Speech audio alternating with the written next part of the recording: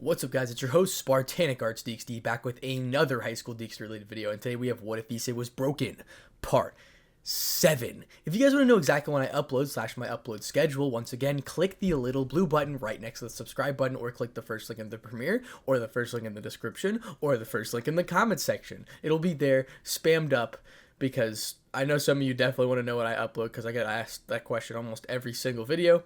So, yeah. This part is kind of fire. So it's honestly, the last parts were pretty gas, I'm not gonna lie. But yeah, I just wanted to thank you guys for the support. Go subscribe to my other channel on Popowski. We're about to hit 120k on there, as well as 60,000 on Spartanic.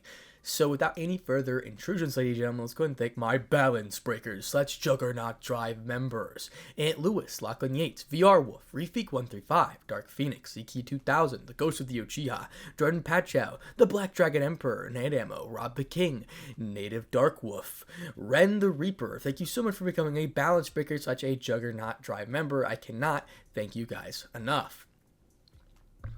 As well as that, I will be posting a bunch of uncut things on my Patreon, like reactions to High School DxD, Dragon Ball Super, possibly Bleach, possibly Naruto, possibly One Piece, if that's what you guys would like to see. If you guys want to see me react to an anime, leave it in the comment section down below, and I'll just be able to do it on my Patreon. And with that segue, let's go ahead and thank my Patreon members: David Tanner, Ryuga, Lachlan Yates, The Black Dragon Emperor, Godkiller, ZK2000, Stripelanger, Mark Bacon, Sharklock, Jay Dawson, Kefir Windsor, and Smells Noise. Thank you so much for becoming a Patreon member. Seriously, cannot thank you guys enough. I think we are currently on chapter 18. Oh, my bad. Chapter 19. That is what we are on of this story. So without any further intrusion, ladies and gentlemen, let's go ahead and get into part 7. Chapter 19. Girl, if you don't buy Issei cheesecake right now, you better pray to someone that I don't strangle you with my own 2 hands. Turns out Issei still loved cheesecake. You can't spoil him like this, he's a grown man. No, the hell he isn't. As long as I live, he'll forever be my baby. This was how the day started. Issei was calmly eating some breakfast, just regular cereal because he felt lazy, and the moment he mentioned his favorite food, all hell broke loose. Listen here, I will not buy him that. He's not even bulking. All that extra, did I ask you either get him cheesecake or I'm about to use more of your money to buy extra boxes of cheesecake? You wouldn't dare. Girl looked at his wife, because she was joking. She wasn't joking around. She wasn't. Girl, you got 5 seconds, Mickey smirked before slowly walking towards the door. Issei, how many do you want? I'll take 5 cheesecakes. Issei decided to play along, not noticing that his mother was dead serious about the situation. All right, I'll be in the living room, Mickey said, leaving the two alone. She's going to do it. Goro could only sigh in disappointment at how slowly he was to answer his wife. Now he was going to suffer 5 times the casualty. She won't actually do it. Issei was confident that his mother was joking. That was until he heard the door opening and closing. Issei rushed to the windows and showing in the front of the house and saw his mother starting the car. She noticed her son and waved goodbye before pulling out of the driveway and speeding through the streets. Never mind, I stand corrected. She actually did do it. Somehow, your mother gets away with whatever she wants. That's probably one of the reasons why I married her. Goro walked towards the living room. Don't you have school in a couple of minutes? Issei looked at the clock and simply shrugged his shoulders. Being late isn't that big of a deal. Yeah, I know that from experience. I literally had most absences and tardies in school growing up. I was shocked that you didn't fall in my steps. I am kind of glad that you're like your mother. Goro picked up the remote and put on the news. I think I'm getting a little old watching the news. You definitely are, but that's okay, Issei commented before walking to his room and get ready. Great, thanks for the answer, Issei, his father sarcastically said before letting the couch drown him in comfort. Today seems like a good day to sit down and do nothing.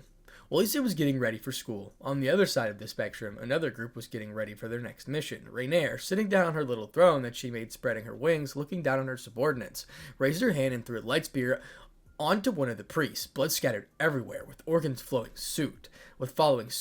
All the present watched in their fear how cruel and merciless their leader was. Anyone else want to reject what Azazel had ordered us to do? Rainier continued to lie, manipulating all the others into her to rule.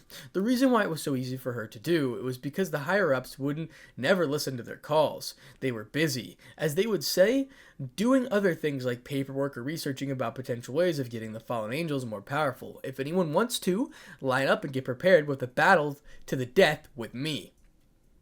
With that, everyone stood in silence while Rainier watched everyone there. Most of the fallen angels were on a mission that Rainier had gotten from Azazel. Listen, we must all work together. Azazel and the higher-ups are dealing with this new threat and has been wiping out our numbers in masses. We must deal with the outside threats to make sure that Azazel and the others can properly deal with this monster. Remember, this monster has primarily been targeting fallen angels.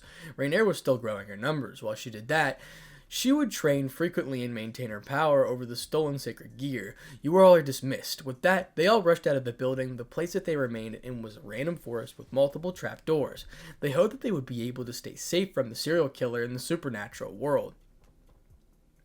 How long had it been since she was dismissed from Azazel's hold? Ever since then, she will obtain her revenge. She will get back at Azazel and make him regret looking down upon her. However, at the level that she would still be taken down by a high-class devil with relative ease. Another thing that Rainier was feeling was that she was doing what would eventually catch up to her. Killing off humans wasn't a problem. They were just fuel for the supernatural world. However, killing these rogue priests and fallen angels that decided not to work alongside her group could potentially bring her problems from the factions. She didn't mind it too much. What she saw was a solution that she was bringing to the world, killing off these pathetic excuses of human beings and only allowing for those willing to serve actual powerful beings such as herself were justice in her eyes. I forgot how tight this suit was. Issei tried his best not to rip apart his school uniform. I'm looking forward to gym class, the moment the uniform rips, the moment I will be sent back to the office. Well, I suggest getting a larger size of uniform. Your body is far more muscular and much stiffer. With a sharp motion, your arms and legs says goodbye to the uniform. Ddraig was still training in the boosted gear, trying to maintain his battle tactics, and whenever he does fight another powerful being of his past, he would be able to handle them for his partner. This isn't a problem for today. The real test would be if I can maintain my boiling rage from the students. I already know what they are going to say the moment they see me. Leave that to me. I'll remind you when you're losing control right now.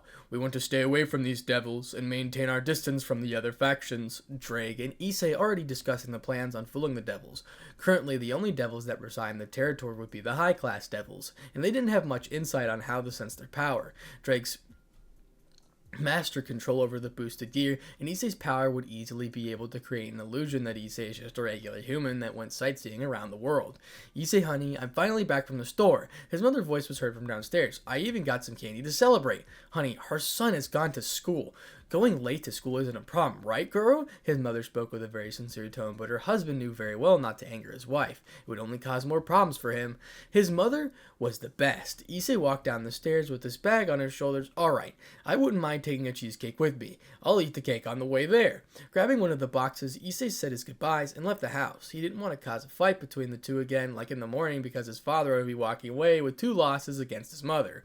Issei already knew this route to school, walking along, seeing many cars zooming by him, hearing the birds chirping like there was no tomorrow, and then hearing the conversations between the many people that walked past him. Issei forgot how it felt being in society. Being alone was pretty fun. He spoke with his partner the entire time in training, but the interactions between people were something that he truly missed. That was when he finally got to school building, taking in a full breath and removing all of his happiness in preparation for what was going to happen. Issei began walking into the building, checking in late, and finally being able to walk first class, which was math. Math class in the morning was rough. I have trouble staying on task when it was early in the morning. Had always gotten to Issei. Issei hoped that he would be able to perform better with becoming more dragon and having better cognitive abilities. Opening the door, everyone stopped to see who entered the classroom, widening their mouths to see the new buffed Issei with his long hair flowing down to his shoulders. Issei simply stared blankly at the classroom.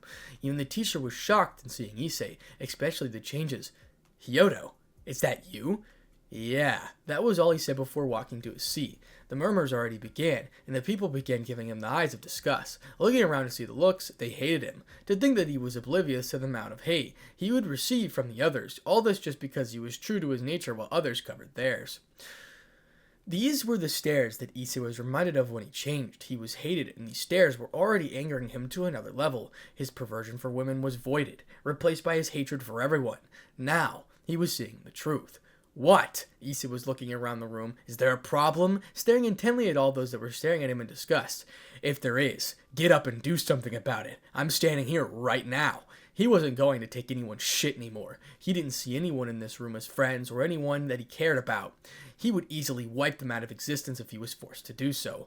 Everyone stopped speaking and looked at Issei in a little bit of shock or manner.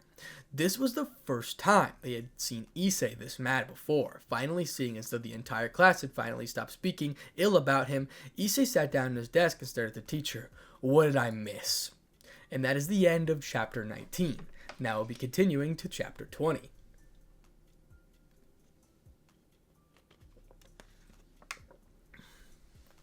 Chapter 20. Turns out, Issei was exempted from doing all the schoolwork of the past 2 months, besides the 2 tests that he needed to finish. After class, Issei was approached by 2 of his friends, Matsuda and Motohama. Issei looked at these 2 in disinterest. They weren't his friends. Were they? No, they were never his friends. Yo, Issei, my man, how have you been? Matsuda attempted to grab Issei's shoulder, but Issei grabbed his hand and looked at him in the eyes with the same blank face that he gave the class when entering. I've been good. Letting go of Matsuda's hand, Issei decided that he would spend his lunch period alone. Sitting on the rooftops without anyone bothering him, that was what Issei wanted. He would only speak with Ddraig. And we thought that the pervert was finally gone. That voice, turning to see many students that had abused him for picking at them, was Kadase. We really thought you were gone, and I thought you learned to keep that mouth shut. Can't really be surprised. A mother like a daughter. Your mother showed her mouth to the entire neighborhood, and look what happened. Issei mentioned towards Kadase. Even then, being a useless pervert is worse. She remained unfazed by Issei's comment. That's this stupid bitch. All filters were off. Coming from someone that can't seem to understand that a simple solution to the peeking was a wooden plank. You knew that it was there, and you kept that thing open for the world to see. Yet the only people that saw were the perverted trio. Nothing special that the world cared for. You have nothing to offer. Not even that mediocre body of yours. Turns out that Kadase had her stick in her hand. Want to say that again? Issei got right in front of her, looking her straight down with a glare, terrifying enough to send shivers down everyone watching. You heard me. You're mid at best. Nothing but a woman with a mouth ready to move around through her neighborhood. Want me to continue? Kadase, upon seeing Issei, was serious as he was, began shaking, hand with a little bit of fear. She wanted to smack Issei with a kendo stick, but she didn't know anymore. I dare you to hit me with that. I will bring the pain that you brought me back of hundreds of folds onto you. I will break you. Issei continued to stand straight in front of the woman. His anger reached his levels that no one thought it would reach. Murayama rushed in with her own stick, pointing the stick right at Issei while he remained unfazed. Another whore decides to join the fight. A 2-on-1. I like my odds. This wasn't the Issei the school knew. This Issei, someone that was ready to break someone. His friends saw this and began getting a little worried. Issei, I don't know what happened to you, but you're acting differently. Motohama came from behind Issei trying to grab his shoulders, but Issei simply grabbed his hand and threw him to the side. Don't touch me, Issei growled. Everyone was getting terrified of Issei. He was not only much more buffed, but looked insanely absolutely massive. But he was so aggressive to the point he wasn't afraid of beating the shit out of people. Not only that, he just threw one of his friends away. Anyone has a problem? I'm here to say it, or keep it shut. The silence was all that he received. Nodding himself, walking away, Issei was going to grab some lunch. Right when Issei walked out the door, he was met with Kiba standing right in front of him. Are you Issei Hyodo? A devil, Issei heard from his partner. Yeah. Got a problem? Already showing his hostility, everyone was quiet watching the Prince of Ko interact with Issei. There was no way they were going to label him a pervert after watching what he was going to do to the 2 girls. I was requested by the president to bring you along to our club room. I don't care. Lunch period is short. I will spending all my free time doing what I want rather than what you want. If she wants me to show up, she better be praying to some god. Issei noticed Kiba quickly grabbing his head. Taking that in, Issei continued walking away, but he felt someone grab his shoulder. I highly insist that Issei grabbed Kiba by the hand and threw him over his shoulder onto the ground. Don't touch me again. I already told you. If she wants to talk with me, tell her to do it on her own. and do it quickly. Time is a valuable thing. Leaving Kiba on the ground, Issei continued on his way. Once Issei had left, Kiba finally got up from the ground, glaring at Issei's direction. He couldn't help but sigh. He couldn't do anything about this. He'll just have to tell the club president about what happened. While Issei is left alone that day, no one decided to speak with him. However, on the other side of the spectrum, Rias was a little upset that Issei didn't come along with Kiba, and he disrespected one of her Parage members. Sitting at her desk, she was getting ready to meet with Issei at the entrance. Rias, you could send me to fetch him, Akeno spoke while standing in front of Rias, who was about to open the door to leave the clubroom. I would rather Issei not throw you onto the wall. I just need to speak with him just for a brief moment. Rias closed the door all the way out and continued on her way until she reached the front entrance. There, she sat down at the wall and the bell rang. All the students began walking out of the building. There was a huge problem that Rias didn't expect to happen. The sheer number of students had left her trouble trying to find Issei in the crowd. Minutes passed by and Issei was nowhere to be found. Where the hell is he? Rias thought. Another problem with standing here is that Rias Gremory? The people in the school looked up at one of the queens of the school, and her fan club was bound to speak with her. The moment they began circling her, Issei was found walking through the crowd. Give me a second. Rias tried walking through the crowd, but they weren't budging.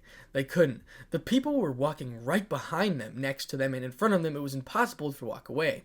Rias watched as Issei walked through the crowd, quickly disappearing right around the corner. What was she going to do now? She should wait for tomorrow? No, she couldn't wait for that. Rias could appear right in front of Issei's house. What was the worst that was going to happen? Didn't Issei like the type of girl that Rias was? Also, wasn't he one of the largest perverts in the school, if not the largest pervert? This solidified the idea of being right in Rias' mind. While Rias was going to make her way to Issei's house, she needed to make herself representable to Issei's parents. Issei was sitting down on his bed, thinking about what happened during school. I would definitely say that the Gremory will be appearing sooner or later. She's still young. I'm guessing she's very impatient, similar to many high-class devils. Ddraig started while resting in Issei's head. I suggest play dumb. Make sure that you stew is nothing suspicious. She might be smart, but she's most likely clueless when confused. Confuser. Got it.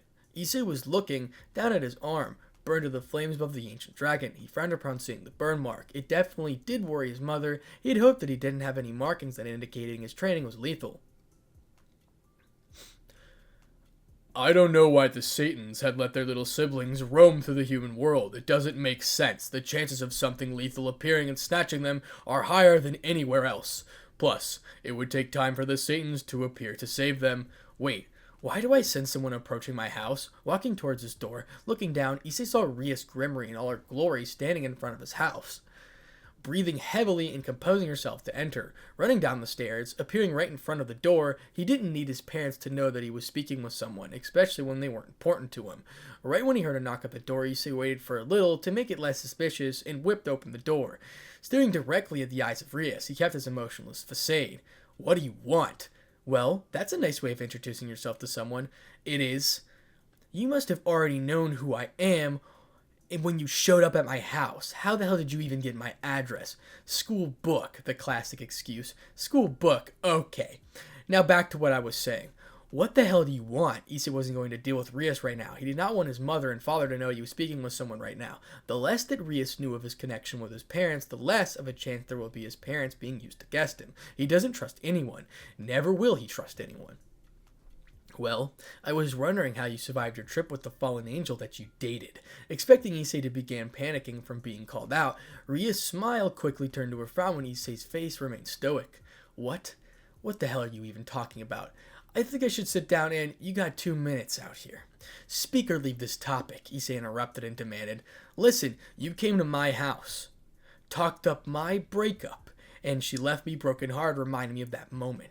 Showed up here without my permission, expect me to willingly listen to you. I didn't, but you did mean it. I know you aren't dumb, Rias. You knew that it would have been a sensitive topic. This was going really well for Issei. Okay, I was just wondering how. What the hell is a fallen angel? Issei gave a very confused expression. Rias was beginning to lose her confidence in the situation. What the hell was happening? Did the fallen actually kill this man? A thing with wings? How did she break up with you? Issei pretended to sigh and continue. Since you don't really know what and you won't stop bothering me. She took the gift that I gave her, ripped it into pieces, and she had another boyfriend that was better than me, left me in pieces. Issei began tearing up. Rias, now feeling terrible, spoke, I'm sorry that she did that. I'll be leaving. I didn't mean for any of this to happen. I think I need some sleep. Rias was expecting something terrible from the fallen angel, something like killing, but leaving someone broken and forever traumatized was something far worse. Once closing the door, Issei waited for her to walk away. Dumbass. And that is the end of Chapter 20. Chapter 21. Ddraig could only laugh hysterically. That was some good acting. Not only did she fall for it, but she also felt bad. I'm kind of surprised that she felt for that. Well, that just makes it easier for me to stay down, around town, without her bothering me. Issei walked away from the front door to see his mother standing near the entrance of the living room. Issei, who was that woman? Issei should have known that nothing was going to end perfectly as he expected. She was a woman that had bothered me many times in school. Is that so? Miki wasn't entirely convinced. Yes, I simply sent her off, Issei casually said while walking away. Miki decided she shouldn't question her son. Maybe his first breakup was still affecting him. However, she felt as if she had seen that woman somewhere. The meeting between Rias and Issei didn't go well as Rias had thought. She had brought back trauma to the poor man. Not only did she do that, but she had also continued pressuring him and telling him why he was dumped by the fallen angel. Throughout the entire day, Rias was kind of feeling down because of her actions. However, that quickly changed. Kokaville could be seen standing right in front of the two devil women that ruled the territory. Sitting down on his throne, he could only lean his arm in disappointment. That was all he was given to kill, two peasants with their little slaves. Rias was on the opposite spectrum. She was terrified. There was no way that she could handle Kokaville alone. Her entire barrage was going to get brutally killed. I'll give you a couple of minutes to call your brother. Seraphal, she's interesting, but nothing remarkable. Serzex, he's a monster. I want to fight him, Kokaville said while flying away. If you don't, well, say goodbye to this city. Rias was thinking hard about what she was going to do. Serzex was definitely going to be called here. Rias needed to make sure that her brother could arrive.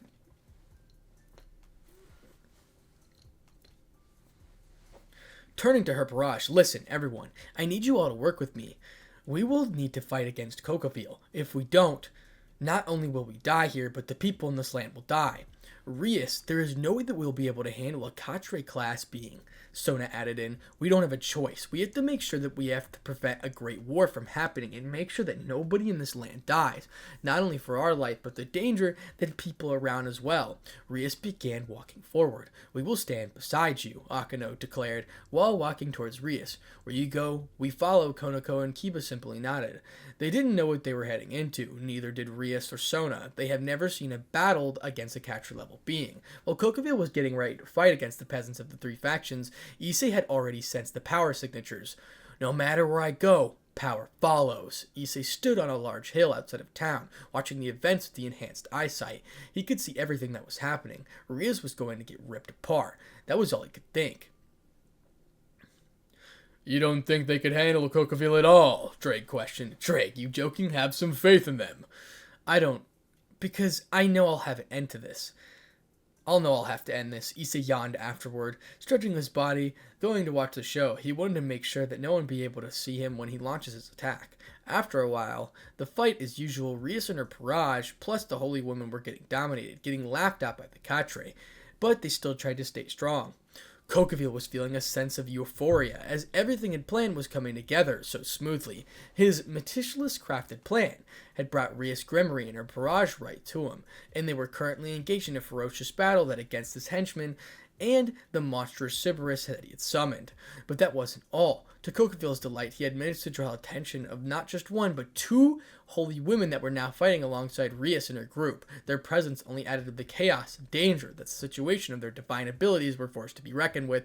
Kokaville sat comfortably third alone. Observing the battle with gleeful smirk on his face, his henchmen were doing a good job of keeping Rias and her group occupied, allowing him to wait for the arrival of Serzex and Seraphal. The thought of the Great War happening again, it just excites me to no end. As to watch the fierce struggle below him, Kokaville couldn't help but revel in the sheer chaos and violence that surrounded him. The clashing of the swords, hallowing the Celebrus, and the screams of the combatants all blended together in a confetti of the sound that filled the air. While Cocaville was sitting in control, Rias was aghast at the sight before her. She couldn't believe that Cocaville had started a war simply for his own amusement. Her eyes blazed with fury as she survived the chaos around her. "What is the meaning of this, Cocaville?" she spat out, her voice laced with anger. "Starting a war just for the sake of enjoyment? This is beyond ridiculous. How far have you fallen?" As she spoke, Rias deftly evaded a light spear that she had hurled in her direction. With lightning-fast reflexes, she shot one spear of destruction towards one of the fallen angels that had been closing in on her, erasing their very existence in a blinding flash of light. Cocaville simply chuckled, seeing the reaction that Rias gave him. "I was never satisfied with the results of the Great War. All three sides decided to follow through the retreating with a bunch of cowards. I wanted to kill people. I wanted to show who would come out on top." Cocaville suddenly formed a light spear that shot straight towards one of the Parage members. Konako gritted her teeth and summoned all of her strength to keep up with the Cerberus. But she soon felt the searing pain that shot through her body. Looking down, she was a glint of light as sharp light spear pierced through her flesh, leaving a gaping hole in her side. She would widen her mouth, and blood spewed out of it. Looking down, trying to see who did this, looking up to be what she currently feared. She couldn't help but curse Cocaville. Her vision swam with pain and stumbled fell onto the ground, blood gushing from the wound. She struggled to get back on her feet, but her body refused to cooperate as she felt herself slipping away. Excellent! Just a few more, and that's all she wrote. But before Konako could regain her footing, the Cerberus lunged at her with his massive jaws, clamping down on her body with a sickening crunch. Konako screamed in agony as the dog shook her like a rag doll, flinging her body around like a toy. Blood spattered everywhere. As the Cerberus continued its brutal assault, slamming Konako's body onto the ground in the bone-shattering force, she could feel her bones snapping like twigs, and the weight of the beast tears streamed down her face as she struggled to breathe. Konako couldn't go down like this. With the last of her strength, she summoned a burst of energy that flowed through her arms and pushed back the Cerberus, freeing herself from its jaws and tumbling away onto the ground, her body broken and battered. "Wonderful, yes, blood, gore, flesh, it makes me so happy. I miss this feeling." Cocaville simply chuckled and smirked at what was happening, showing not a single trace of remorse or brutality that was happening. On the other side of the spectrum, Rias' heart pounded in her chest as she watched Konako being brutally attacked by the Cerberus. With each passing moment, her anxiety grew more intense as she struggled to keep her emotions in check. "Konako!" she cried out, reaching the grab to her fallen comrade. The sight of Konako's broken embodied batter filled her with a sense of overwhelming sadness and anger. How could Cocaville be so cruel as to inflict such pain upon innocent people? "Rias!" Konako muttered out, barely able to register that Rias was in front of her. As Rias held Konako close to her chest, Rias glared intently at Cocaville, her eyes burning with the intense fury she felt out of nowhere near the level of power the Catry had. What was she going to do? However, when she heard another scream, Kiba's hand was dripping with blood, the pain shooting up his hand as she tried to grip on his sword. Cocaville's sadistic glee was pliable and as effortlessly dodged their attacks, mocking them each dodge. The light spears he summoned with ease sliced through the air, piercing through flesh and bone. Kiba was barely holding on, his knuckles white from the strain of his grip. In the midst of the chaos, Cocaville teleported right in front of Rias, snatching her up by the head. A grip so tight she screamed in agony. Akino's desperate attempt to stop him with the bolt of magical lightning only ended up hurting Rias more. When Cocaville threw her right into the attack, the sound of Rias' scream filled the air, and Cocaville threw her around like a rag doll, slamming her against the ground, stomping her head and ripping out her hair. Akino's punch did nothing as Cocaville simply shrugged it off, retaliating with a swift elbow to her nose that broke it with a sickening crunch. Blood poured from her nostrils, and she tried to retreat with her wings, but Cocaville was too fast.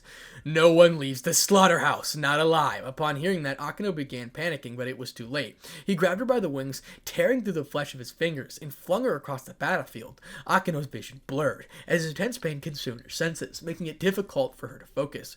She felt as if her entire body was on fire, every never-ending tingling with agony. Her screams echoed throughout the battlefield, an ear-piercing that sound the sheer brutality of her attack. Her wings, when she had relied on so heavily for mobility, now felt useless as they were dragging down to earth. As Cocaville slammed her head onto the ground, Akino's vision briefly went black, the impact of causing her brain to rattle in her skull. When her vision cleared, she found herself first in the grass, gasping of air. The taste of earth filled her mouth, and she couldn't help but cough, feeling the dirt and grass scratch the back of her throat. Her body still shook with pain. Each breath she took, like shards of glass piercing her lungs. The ground beneath her felt unsteady, as if she was shifting and moving. She wasn't sure how much more of this she could take. Now, what was I doing again? Oh right, Kokaville was getting far too cocky, letting his guard down all the way. No one in the area would be able to hurt him. All his henchmen had died with the Cenobris, but everyone was down beside him. Valper was killed by him. Now Rias Gremory would be the first victim. Approaching her slowly, Kokaville quickly lifted her head to see her bruised up face, blood covering her eyes. Alright, time to begin the pain. Kokaville began lifting her above his head and her down to his knee level, grabbing her head and legs and began slamming her back into his knees and began applying pressure. Before he could rip her in half, he felt something hit him. In a flash, a large ball of flames collided with his head, burning away the very being that he was. The same flames that could be burned the fairy gods into ashes collided with him. Kokaville went from being the ever so dominant being to being nothing but ashes on the ground. What the others didn't know, that this entire battle was going to take down the entire town. This town didn't belong to the two devil women, but rather the dragon that stayed hidden. Issei knew that this was happening. He knew that this battle was going to kill his parents if it went south. He acted first. Just a minute before Kokaville began dominating everyone, Issei stood on the other side of town, miles upon miles away, pointing his hands in front of himself, having Ddraig powering his hand up to the very max, applying as much armor as he could to prevent further damage to himself. Issei powered up, while Ddraig shielding his energy signature. Compared to the sludge monster that he fought, this fallen was nothing remarkable to him. Issei sent a huge, powerful Inferno Crozer at Kokaville, rocketing him straight towards him, bursting straight through the barrier that was created to prevent Kokaville from doing harm to humans around, burning Kokaville into nothingness in seconds.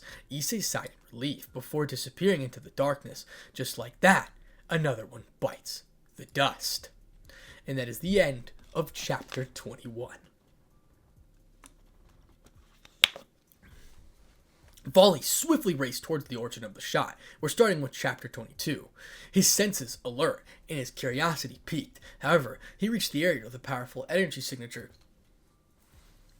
Leaving, Volley was perplexed. He couldn't help but wonder about the immense strength possessed by this unknown being. From effortlessly defeating a lower fallen angels to overpowering Kokaville, who was considered relatively weak amongst the Quatre, it was evident that this being was wielding formidable power.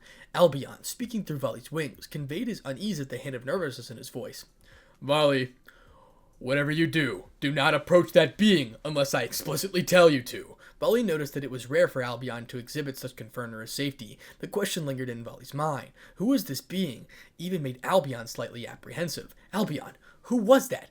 Volley inquired, his curiosity and caution reviewing.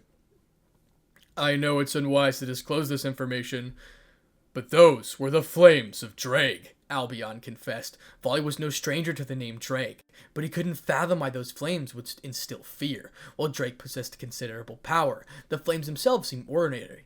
I apologize for not informing you earlier, but Ddraig and I possessed unique flames. To put it simply, his flames had the potential to reduce gods to mere ashes. I believe you can connect the dots. Volley was stunned by the revelation. The small ball of flames that streaked by earlier was none other than the very flames Albion spoke of. Could my juggernaut drive? If you wish to be incinerated into oblivion, then all means, proceed, Albion cautioned. I'll be warning you, Volley. This generation's Red Dragon Emperor is different. I can't comprehend how this is possible. It shouldn't be, but it's beyond outrageous. Albion was still grappling with the idea, so in particular, Volley's rival's partner had access to those formidable flames.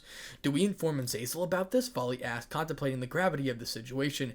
Yes, we must, Albion replied with a heavy sigh. The supernatural was now faced with an escalating terror. Meanwhile, Rias laid on the ground, her one eye open while the other remained shut to prevent further blood from entering. Am I still alive? She muttered weakly, attempting to move her body, only to find it unresponsive. Kokaville and her, with a battered and broken body, rendering her unconscious but immobile. Rias was still on the ground, looking up with one eye while the other was still closed to prevent more blood from entering into it. Huh?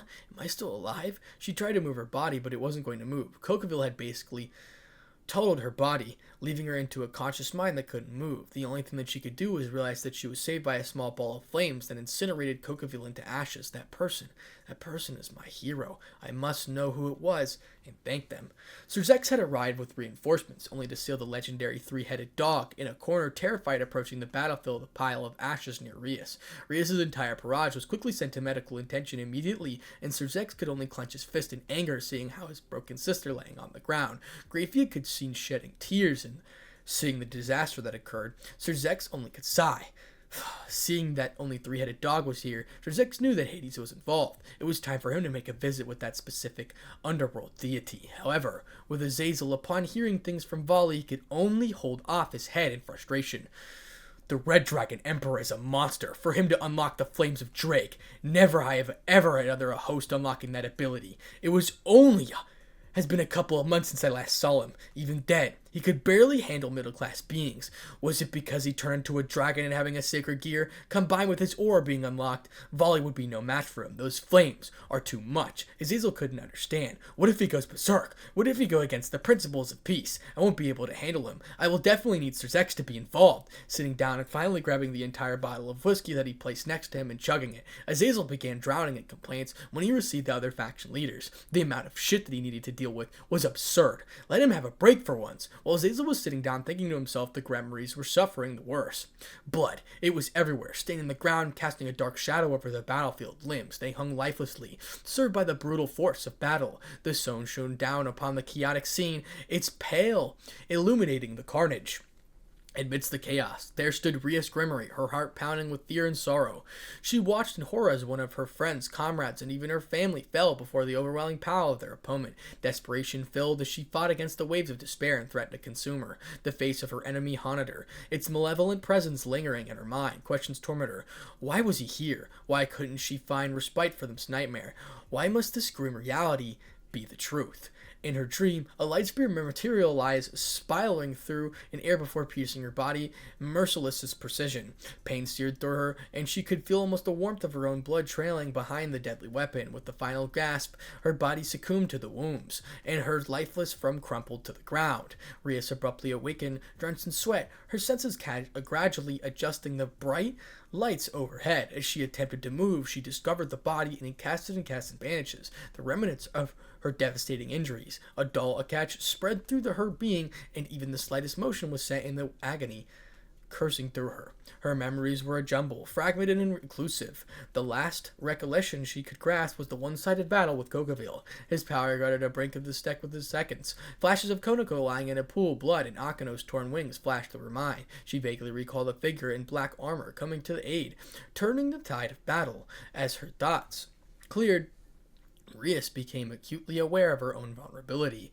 Once accustomed to the strength and independence, she now lay helplessly on a hospital bed, her broken body a testament to her defeat. A swell of frustration mingled with her physical pain, leaving her body feeling powerless.